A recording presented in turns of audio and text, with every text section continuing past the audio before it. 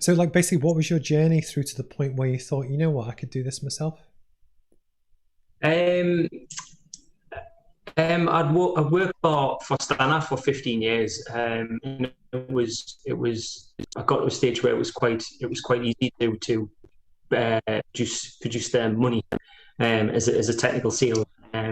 Was okay as a lift engineer. Was good at technical sales. So, but there was no progression in the company, which is why I sidestepped to a smaller independent lift company where there was a chance of progression. And then, but working there for 3 years, it was hard work. I realised that the progression wasn't what I wanted. It was my own business that I wanted. Mm-hmm. So would you like to describe kind of what the business is and what you do? So we are Rise Elevators. The name's on the tin. We supply, install, repair, and maintain lifts, escalators, through the floor lifts, disabled people, stair lifts, and everything else in between. So you've got the odd car lift and hoist and things like that. But generally lifts. Because one of the things I always actually appreciate is that for most businesses, and I think some people get this wrong, arguably, even mine isn't perfect. I like a business that says what it does. So if your name is on the tin, what do you do? We do elevators. It takes you, the customer, on a whole journey. So I live near Team Valley, and you have hundreds of businesses, and you go past some of them, and there's a fancy logo and a name, but you don't know what they do.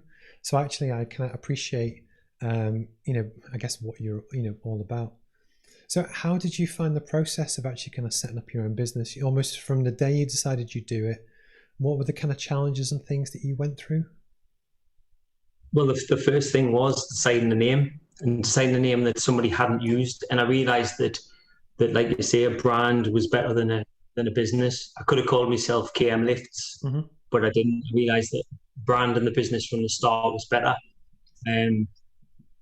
I come up with the name Rise, and then come up with what we do for the letters. So refurbishments, installation, service, and examination. And then I spoke to one of our suppliers who I've thanked the other day on LinkedIn. Any Display created me brand, and created me logo, created the t-shirts, done me vans. They did everything in one hit for us, and that was it. That was his set, and incorporated the business and got going. So did you, I hope you don't mind me asking, but this is all about, it's to educate other people as they go through the same kind of journey. Yeah. Did you go to the bank and raise money to buy the equipment, to buy the vans, or were you lucky enough to get it from parents? I'm just trying to think about the structures of how you went through the process. No, so it was. I did it the hard way. I did it. I basically every day for, I think, 3 or 4 weeks. I drove my wife to work. I used that car. I worked out the back of her car until I could afford to pay for it, a monthly payment on a van. So I took no loan whatsoever. No, but like you will, I'm sure you already do, but it's almost anyone that's willing to bootstrap it and almost do it the hard way, to generate cash if you can, then reinvest that without actually borrowing, is so much harder to do. But actually, if you can get it to work, is the fact there's no interest payments, you own 100% of the equity, and that's the biggest thing. Yeah. So like, would you? It's the biggest thing is not having to pay out. Is trying to build the money, so you've paid something off and then you move on to the next thing. We're lucky enough that we've paid off we've paid off my main vehicle, and I've just bought another van for the new engineer, and just bought it and paid it off outright. It's great to be able to do that, but again, you've got to make sure that you put some money aside, and that's a lot of people spend on the wrong thing at the wrong time. It's actually quite good, because when I was at a client today, luckily I got changed before this because it was really hot and sweaty today. But actually, I always try and treat myself as I would anyone else's business. So there's always toys and kit that you want to buy. Obviously, I'm into tech, as we mentioned before the call. But actually, it's like, no, I don't need it yet. I don't need it yet. And it's almost, you never know what's going to happen. Obviously, we're expecting a fairly challenging time moving forward.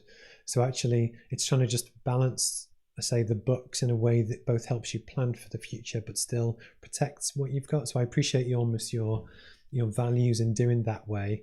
as opposed to, you do also get a lot of people, often more in tech, where they almost from the outset want to raise money through external providers to then spend to grow, and then raise more and spend it, as opposed to generating cash straight away. And I know this obviously varies on different types of business, but actually one of the reasons I like to talk about it, because there might be some young tech entrepreneurs that actually like learning from yourself. So that's, I think it's always quite interesting.